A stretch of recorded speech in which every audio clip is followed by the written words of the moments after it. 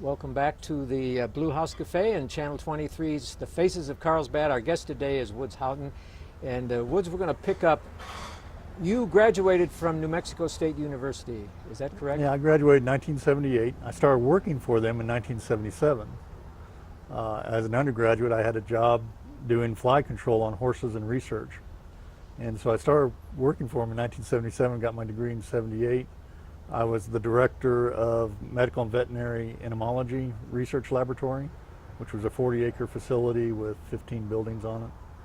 And I was a director of that laboratory and was responsible for all the research for almost 9 years. Now, veterinarian, are you involved in the veterinarian business right now? Okay, I'm not a veterinarian. I'm a veterinary entomologist, which I work with parasites and that type of thing. And I work, we're very fortunate. We have a couple good veterinarians in the county. As far as livestock veterinarians, we have some really, and we got some good small animal vets too. But I work mostly with Dr. Urich, who was one of my 4-H members when I started as a 4-H agent or county agent earlier, and when I first started here, and Dr. Young up in Artesia, and both of them very, very talented agents. I mean, veterinarians, and I work closely with them. Now, you are called out many times to take care of animals that are having a problem, though? Oh, usually I get called out when animals are dead. Is that right? And they want to know, usually, a lot of times it's the veterinarian they'll call me out, or the rancher or livestock owner, and we'll look at poisonous plants, things that could be causing the problems, and try to diagnose what could be causing the problems. But I can't do any veterinary diagnostics, though. Yeah. I advise a veterinarian, the veterinarian does the diagnostics. And what causes the deaths of most of these animals? Oh, probably the worst case I've ever seen was before we had when Dr. Reynolds had passed away. Yes, I remember him. And before Dr. Urich came down here, and we had no large animal vet, in which case I did a lot of work that I shouldn't be doing. So anyway, but there was nobody else to do it, you know, and I had the experience, and I usually called and consulted with Dr. Gamble, who was another one of my 4-H'ers, who's a veterinarian. And so... And the worst case that you were called in on? We had, rancher had a horse die out from under him while he was riding it. Oh my. And he had 27 more horses that were sick, and 9 of them were dead. All happened within a few minutes. Did they have any idea what caused that? No. And when I got down there, I could see the trembling of the muscles, the sweating, and it was goldenrod. The horses had gotten into goldenrod. Oh my. And I said, whatever you do, don't move them.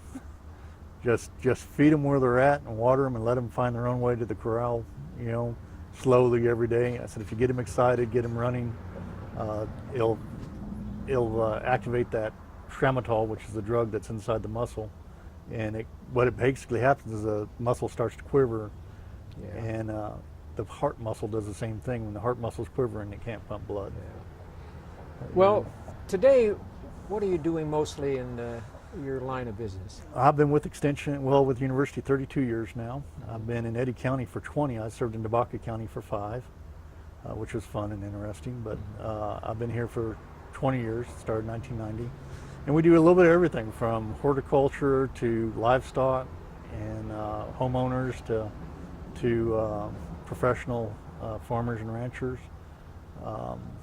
and I work with 4-H when I can. I like working with kids, and that's the whole reason I end up in this job, to be honest. But I like working with 4-Hers and livestock and working with them. Well, so comparing children, when you were growing up and today's child that you usually deal with, have you seen many changes?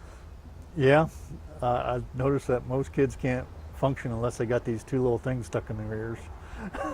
I noticed that, yes. Yeah, you know, and you know, in the generation of my dad, they whistled and sang while they worked. Nobody does that anymore. You know, you just don't hear that or see that anymore. They play the radio, you know, and of course they probably don't want me whistling and singing. But technology's really taken over, hasn't it? Really taken over. Yeah. You know, kids are smarter. They know more. They have more knowledge now than what we had, and I hope they would, because that's the whole premise of civilization, is building on previous generation's knowledge, you know, and that's what makes us different from other animals is, I mean, all of mankind's knowledge, cumulative knowledge is written down in the books. Yeah. And Well, whatever the future holds, we have a lot of wonderful young people out there. and we got some really talented, smart, Yeah. good people out there. And you know, everybody says the kids aren't like they were when we were kids, and I always tell them, well, I hope not. I hope they're better. I do too. You know, Well, so right now then you're very, very busy. Do you have any hobbies? Do you do anything to relax? my hobby is I like to rebuild old trucks. I started a 1953 Chevy when my son was in junior high school. I gave him that truck. I was thinking I'd have it ready for him to drive to high school. He graduated from college last year, and he actually got the truck last year. Oh, he did. Oh, okay. So, and it needs some more work on it, but you know, that's one of those perpetual. Whoever says these old trucks were better than the new ones never worked on the old ones. They were tough to work on, weren't they?